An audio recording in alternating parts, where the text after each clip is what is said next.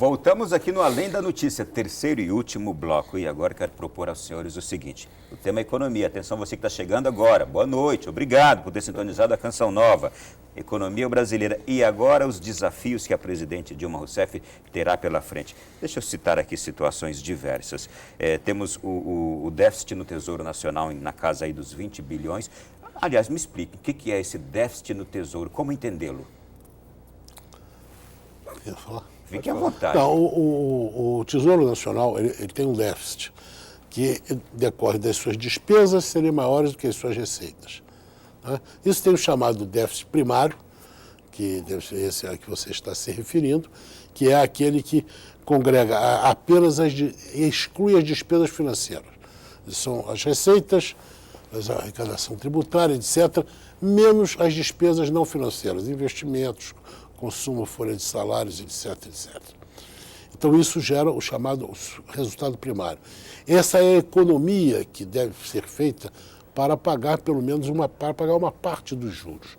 Não para pagar tudo, é bobagem pagar todo o juro. A dívida ela pode crescer num ambiente que o PIB cresce. Dá para fazer uma comparação disso aí com alguma situação corriqueira de casa? Sim, a comparação com a situação de qualquer pessoa deve usar o sistema financeiro. Você pega as estatísticas da FEComércio, elas divulgam 60%, 70% das famílias estão endividadas. Então, isso não quer dizer nada. Isso quer dizer apenas que 60%, 70% das famílias usam o sistema financeiro, o que é muito bom. Né? Há 15 anos atrás, o percentual era muito menor. É muito bom que o sistema financeiro foi feito para ser usado. Mais uma vez, a dosagem. O que tem que tomar cuidado é com a dose só. Mas porque a medicação pode virar veneno. O veneno é medicação se aplicado em doses razoáveis. Mas é até interessante, desculpa, professor, é que você tem na família, a pessoa come arroz, feijão, batata, paga o aluguel. Então soma tudo isso aí, as despesas. Quanto que eu recebo no meu salário? Minhas receitas. Então faz o mais e menos, dá o primário. Então, o governo faz o primário. Mas eu comprei um carro financiado, então eu tenho despesa financeira daquele carro. Eu comprei um outro produto financiado, então eu vou somar todos os juros que eu pago, aí vai dar o resultado. Ou seja, se os juros for maior do que eu recebi e gastei no primário, eu vou ter um problema. Eu vou ter que pegar mais dinheiro para financiar. Então, é o que o governo faz. É o problema do momento, então. O governo está com um déficit primário Exato. de 20,4 bilhões. Então, o dinheiro que ele tem não dá para pagar hoje nem as contas mais importantes, é isso? Nem o salário dos ministérios, nem seria as contas corriqueiras do dia a dia. Entendi. Entendeu? Só um detalhe técnico. Não precisa economizar para pagar todo o juro, não, porque se a renda dele é crescente, ele pode manter a dívida igual. Não precisa economizar tudo para pagar. Não precisa pagar todo o juro, não. Como a gente pode até fala, né, professor? Arruma outro emprego. Não, pode, quer dizer, que há muita, digamos, eu acho que há um excesso, já está devendo dinheiro. Não, deve dever mesmo, não tem problema nenhum. Precisa ter de onde tirar no futuro. Ter de onde tirar, fazer isso na administração cuidadosa, apenas isso. Então vamos lá. E para fazer isso, é o grande desafio então da presidente, isto é, a inflação que está ameaçando, a subida do dólar que nós tivemos agora com a reeleição da presidente Dilma Rousseff. Nós temos agora um país crescendo pouco ou quase nada, um dos que menos cresce em toda a América Latina. Nós temos uma indústria que está para baixo, estagnada também.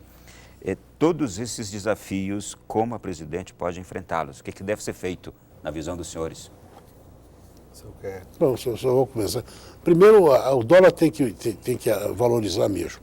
Isso é parte da correção de preços relativos decorrente do fim da bonança da década anterior.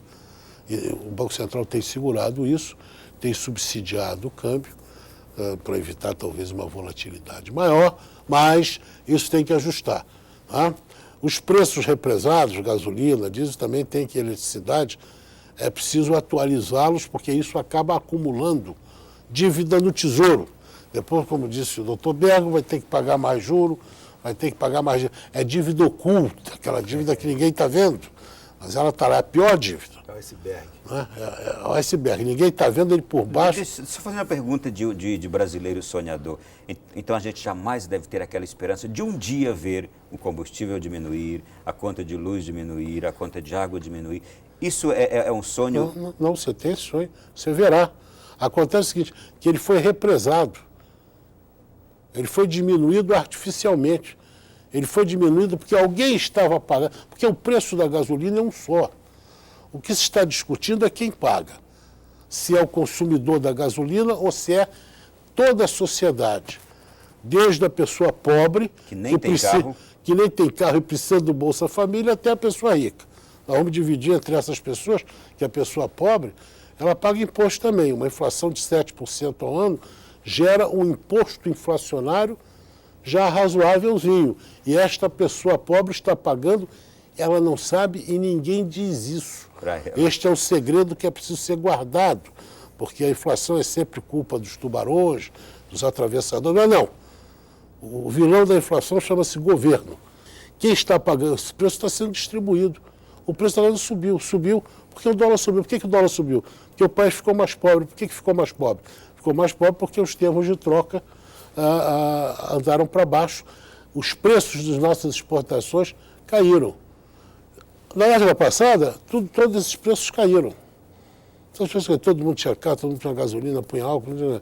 Por quê? O dólar estava barato. Por que o dólar estava barato? O dólar estava barato porque o Brasil estava mais rico.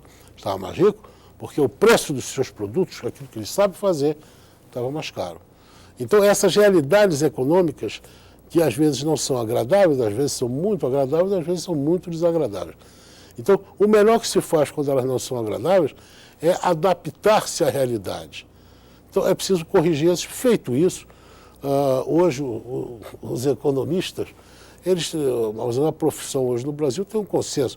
O Brasil tem um potencial de crescimento do seu produto interno bruto entre 3% e 3,5%. E agora, para realizar isso, vem o doutor Berra. É preciso um clima de confiança que foi muito arranhado pelos primeiros 4 anos da presidente Dilma, muito arranhado, machucado, e as pessoas estão desconfiadas. Você pega hoje, abre o jornal, vê, o número de contas no exterior aumentou enormemente nos últimos 30, 40 dias. Por quê? As pessoas estão com medo. Quem são essas pessoas? São os capitalistas. O capitalista é mau, não. O capitalista investe. A gente precisa do capitalista. Não adianta o trabalhador ter um patrão pobre. O patrão pobre é muito ruim para o empregado. O bom é ter um patrão rico, porque o patrão rico, o empregado tem de onde tirar o salário. Ele vai precisar contratar novos empregados. Então, porque só para completar, a visão capitalista é muito diferente de uma visão mais socialista. A visão da economia de mercado é uma visão de ganha-ganha, ou seja, é possível que o capitalista ganhe e o empregado ganhe. Isso é perfeitamente possível, se houver crescimento e competição e concorrência. Na visão socialista, o jogo é de soma zero. O empregado só pode ganhar o salário se o patrão reduzir o lucro, o que é uma mentira. Se o patrão reduzir o lucro, ele não vai ter de onde fazer greve e tirar o salário. Aí eu pego até o gancho do professor para falar a questão da greve. Né? Que no passado, quem fazia greve era o funcionário de empresa privada. Hoje o que a gente vê são os funcionários públicos fazendo greve. Né? As concessões públicas também sendo objeto de greve, prejudicando também o trabalhador. Né? Isso tudo é um problema, porque você também aumenta o salário de uma e não aumenta da outra classe. Então existe essa disputa.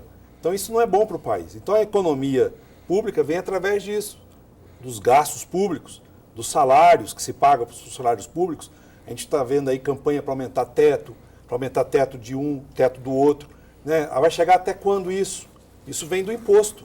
O imposto não está suficiente nem para fazer os gastos do governo. Então, esse é um aspecto importante. E olha que já é um imposto Exato. alto. E o dever de casa, tem que fazer o dever de casa. O dever de casa é parcimônia nos gastos, coragem para adotar as medidas que se tem tomada contra alguns feudos, porque eu vejo assim, a desoneração vem para o automóvel. Quem consome automóvel no país? Né? Que ganho social tem? Não, você vai beneficiar a cadeia produtiva, gerar. Não é bem assim. Isso é o que é dito. Isso são os lobbies que são adotados. Então, o governo tem que ter coragem para combater essa questão aí. E tem que ter também uma certa dose de humildade, né? Você trabalhar um pouco aquele conhecimento para que você possa, então, sair desse viés, dessa armadilha que o próprio governo criou. Ou seja, não se questiona aqui se está bem intencionado ou não está bem intencionado. O choque é ético e moral, né? Você tem todas essas questões dos escândalos, mas também sem entrar no mérito, como que eles veio. Eu sei que o país também evoluiu muito nisso. Você já tem casos que deu prisão, que não acontecia também. Então, o país ele vai crescer. Agora, isso é uma velocidade não muito grande. E o país precisa realmente desse crescimento sólido para que esse trabalhador que você comenta, com aquela esperança no futuro, ele vai ter esperança no futuro. Mas se você também baixa o preço do combustível, se você baixa o preço da energia, você vai ter maior consumo de energia, maior consumo de combustível a um preço que não é o real. Você vai aumentar o rombo da economia.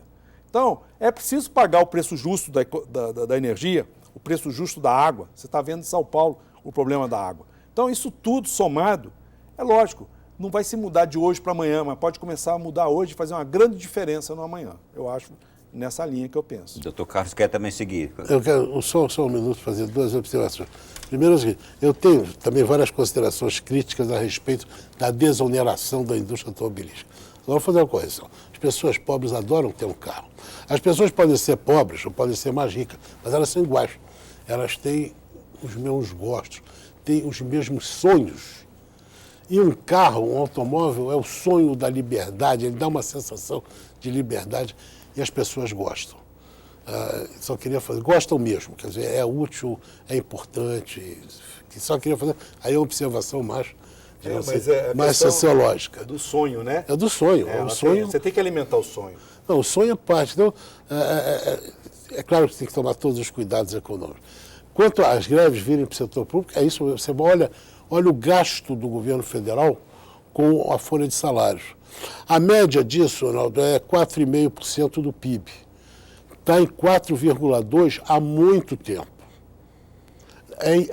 O governo da presidente Dilma não vai aguentar manter isso em 4,2% com tendência cadente.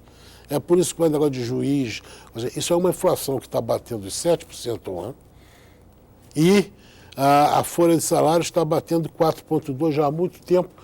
Ou seja, greve vem do setor público, sim.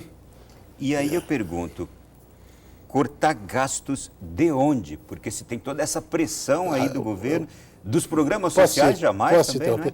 Claro que tudo é difícil, mas você não corta gasto, você faz crescer menos do que o PIB. Por exemplo, até durante, você falou em campanha eleitoral, o doutor Armínio Fraga, que estava já indicado pelo senador Aécio Neves, parece que o senhor está fazendo, ele declarou, não se trata de cortar gastos. Isso é uma coisa de muito dolorosa e é impossível de fazer. Você corta nos chamados economistas, chamam na margem, ou seja, criado um clima de confiança, a economia voltando a crescer no seu potencial aí de 3,5% no ano. Então, você pode fazer com que a folha de salários cresça numa proporção menor, do que você controla os gastos sociais e vai equilibrando, por isso que ele falava em 4 anos de ajuste. Ele tinha toda a razão. Então, a minha sugestão para o presidente seria fazer ajuste em 4 anos também. Mas não é dúvida, professor, que existem alguns gastos exagerados. O tamanho da máquina pública no que diz respeito aos ministérios. Você poderia melhor alocar esses recursos para a busca da eficiência. Então, eu acho que ainda falta eficiência. E também aquilo que o senhor disse, muitos gastos sendo feitos, por exemplo, em obras de infraestrutura, que são verdadeiros desperdícios, gargalos de dinheiro, né? Você tem um exemplo assim, eu acho que é interessante, você teve a Copa do Mundo agora, você fez os estádios. Ora, os estádios, eles dão um upgrade para o país, não tenha dúvida. Você tem agora arenas mais modernas e tudo. Mas que custo? A quanto foi esses estádios? Esse dinheiro não poderia ser melhor empregado? Esses bilhões? Não poderia ser adotado exatamente de uma forma de gasto mais responsável? É nesse sentido. Obviamente, tem a culpa do nosso próprio Congresso, porque eles votam o orçamento, né? A gente podia olhar dessa forma. Mas a gente sabe que é um pouco impositivo esse orçamento. Então, o Congresso também tem que contribuir com esses debates, né? Com esses debates para que possa se gastar melhor. E o comprometimento das pessoas também é necessário para atingir esses objetivos. Bom, Eu não gosto muito da palavra planejamento, porque me lembra a década de 70, os anos de chumbo, falecida União Soviética. Então, eu prefiro a palavra plano econômico. É fundamental, como o empresário tem que ter o seu plano econômico, o governo também tem que ter o seu plano econômico, você concatenar suas ações. Ao desperdício de recursos, dou toda a razão, doutor Berto. É preciso que a gente institua certos princípios de análise de custos e benefícios sociais, que tem várias formas de fazer. Isso caiu um pouco em desuso, por várias razões, mas é importante para hierarquizar os investimentos públicos. Países como a Austrália, por exemplo, os gastos de saúde, todo gasto de saúde, tem uma análise de benefício e custo social, para saber como é que aquele projeto, como é que ele compete com outros. Então, isso eu acho que tem toda a razão. Houve uma tentativa no governo Lula, ao tempo do ministro Palocci, na Secretaria do Tesouro, de criar um programa de custos e benefícios sociais. E, infelizmente, isso não prosperou ao longo do tempo. Eu queria só acrescentar ainda, dentro do planejamento, né, a gente tem uma linha que chama controle. Então, é preciso controle e transparência. Eu acho que a transparência é fundamental e o controle, porque aí sim você vai ter o gasto sendo feito de maneira responsável. Em resumo, o país tem potencial para crescer, seu PIB pode crescer em uns 3,5, pode até melhorar, o clima de investimento tem que melhorar redondamente. A presidente foi reeleita, ela teria que inverter o seu primeiro mandato, botar ele de ponta cabeça, para criar um clima amigável ao investimento, um entendimento de como trabalha uma economia de mercado. Eu acho que, fundamentalmente, o que aconteceu com ela no primeiro mandato foi que ela é uma economista, e a escola econômica dela não é uma escola econômica de livre mercado, é uma escola econômica mais intervencionista. Então, isso atrapalhou muito. E os economistas que a cercam e que a influenciam têm também esse tipo de pensamento. Isso acabou azedando as relações com o capital. É preciso restabelecer essa confiança. Se ela fizer isso com medidas acertadas, que está tomando algumas, está tomando exatamente as medidas que ela condenava no seu adversário. Um pouco curioso, mas, de qualquer maneira, do ponto de vista econômico, puramente, é no sentido correto. Isto é, se ela concordava ou não com aquilo que propunha o candidato Aécio, ela está fazendo agora o que... Ela está fazendo agora o que ele sugeria. Porque de fato era necessário, é isso? De fato era necessário. Quero agradecê-los, muito obrigado por essa presença. Doutor César, foi um prazer. Eu que agradeço a oportunidade de a gente debater tão importante assunto, né? E levar para as pessoas um pouco desse momento que a sociedade vive, em que a responsabilidade, a participação, a transparência se faz necessária.